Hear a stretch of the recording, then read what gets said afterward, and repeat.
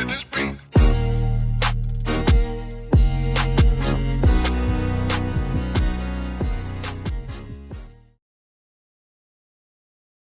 Welcome to another episode of Gamecocks Talk with Captain Will. I am your man, Captain Will. Make sure you like, make sure you share, make sure you subscribe to Gamecocks Talk with Captain Will so I can continue to bring you the gospel of Gamecocks every single day. Thank you for tuning in. Follow me on Twitter at Gamecocks Talk. Follow me on Instagram at Gamecocks Talk with Captain Will. And wherever you get your podcast, you can find your man, Captain Will. Ladies and gentlemen, if you are new to Gamecocks Talk with Captain Will, let me just say right now, you're now rocking with the best. Since you're rocking with the best, come rock with your man, Captain Will. We got a good one today, y'all. I said we got a good one today, y'all. We talking about the game changers. We talking about analyzing the impact of the South Carolina freshman class of the women's basketball team, the three-time national champion, South Carolina, standing on business, and we have an amazing game-changing freshman class. And the impact of this freshman class on this team is just the future's so bright. I can put on shades. I ain't got no shades right now, but I can put them on and look so good. And the hype around this class, was almost year long. So we go back in reverse history, and we have that Maddie McDaniel was the first recruit and the first commitment to the South Carolina Gamecock class of 2024. And if we're talking about Maddie McDaniel, and we know her as Madison McDaniel, Maddie, Mighty Mouse, if you will. She was a 14th ranked player in the class of 2024. Special second best point guard behind Jelani Cambridge at Ohio State. And I saw Maddie, like y'all, most folks know who watching your man Captain Will. I saw Maddie and talked about Maddie before. I ain't gonna say I was doing it before anybody, but in terms of a Gamecock potential commitment, that was me. That was your boy. That was me telling you how good this girl was gonna be. And she is. Maddie McDaniel is going to be the truth. Make no mistake about it. She is going to be legit. She is going to be, and the buzzword today is a game changer. That's what she's going to do. Maddie McDaniel.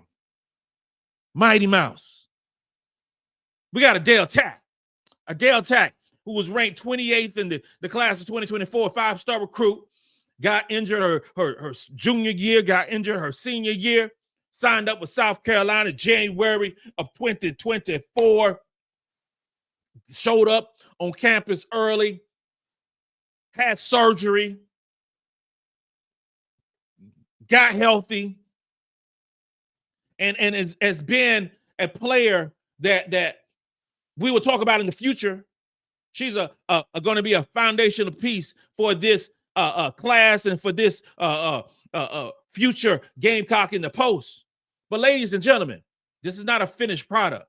She's not a finished product. And I think that when we put a little bit too much pressure on these young ladies at times, because, you know, if we are talking about Adele Tac, who didn't play a lot of basketball her junior year because she got injured, or senior year because she got injured, and now playing on the most talented basketball team in the country, things might not look the way you want them to look, but trust me, it will.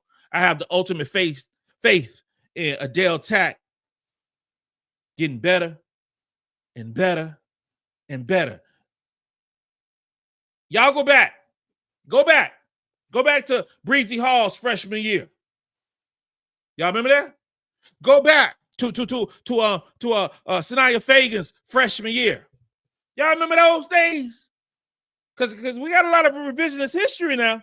Because if I recall, Bree wasn't playing much her freshman year. If I recall, she wasn't playing much. Sania Feagin wasn't playing much. We go back to Ashlyn Watkins, she wasn't playing much. There's not a precedence of you just supposed to show up at the South Carolina Gamecock as a freshman and just get all the minutes and playing 15, 20 minutes per basketball game and be in the rotation. No, that's not normal behavior. That's not normal behavior. I wasn't. I was not expecting Adele Tac to get 15 minutes per game this season. I wasn't, because of the depth at the post. Now, when Ashlyn Watkins went down, you went up a step. So now instead of having Chloe, instead of having, Sania and Watkins, now you move up the totem pole. Now, all freshmen ain't built differently. So Adele Tac got to work her way up, and she will. And I mentioned all freshmen ain't built differently, which brings me to this freshman right here, 6'3", from Camden, South Carolina. From the sticks of Camden, South Carolina, about 30 miles from Columbia, South Carolina. We're talking about Joyce Edwards, number 3 overall recruit by some folks. Number 1 by Captain Will. Has 5-star recruit. McDonald's All-American. Maddie was a McDonald's All-American. Adele would have been a McDonald's All-American. It just keeps going on and on and on. And Joyce won every MVP award known to man and woman. And during her senior year, and gold medals of Team USA. All the accolades that you could talk about, think about, and want to be about. Joyce Edwards has done that. She's done that. So. The individual contributions of a player like a Joyce Edwards is vast.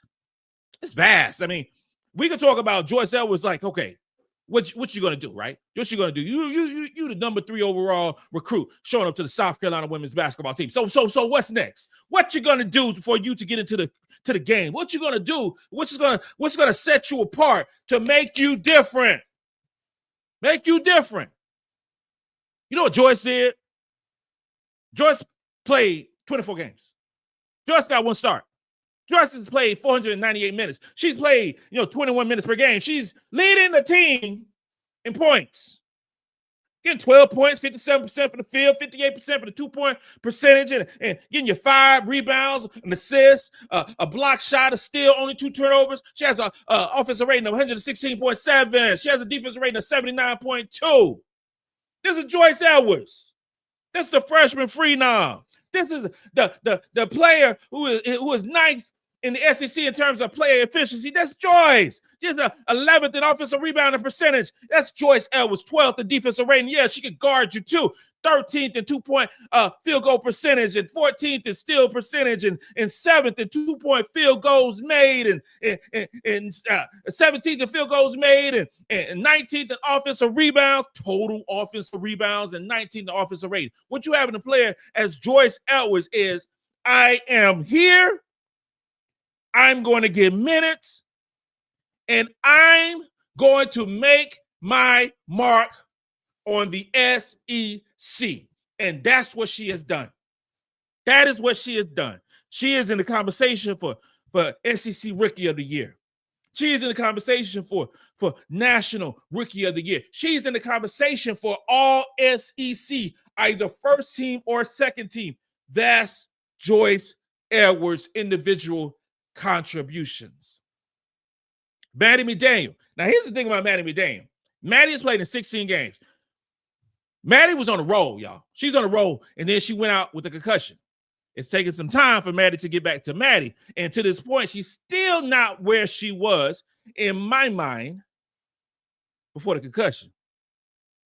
Maddie has played 16 games, 225 minutes. She's getting you 14 minutes per game, 4 points, 56% from the field, 63% 2-point percentage, 67% from the free throw line. Get your rebound, couple assists, 1 steal, 1 turnover. What I like about Maddie is we limit it. We talk about her property, and I say limiting her, saying that she's a pass first point guard, because she's not a pass first point guard. She can be a pass first point guard. If Dawn Staley wants her to be a pass first point guard, she can.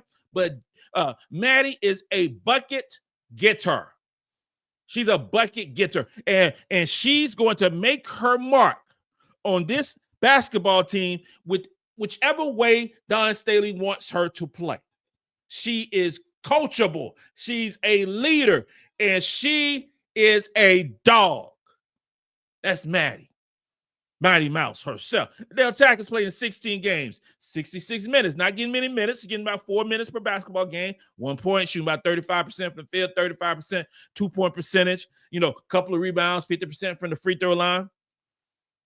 It's incremental growth for Adele Tac. Ladies and gentlemen, we have 12 players on the roster right now. 12.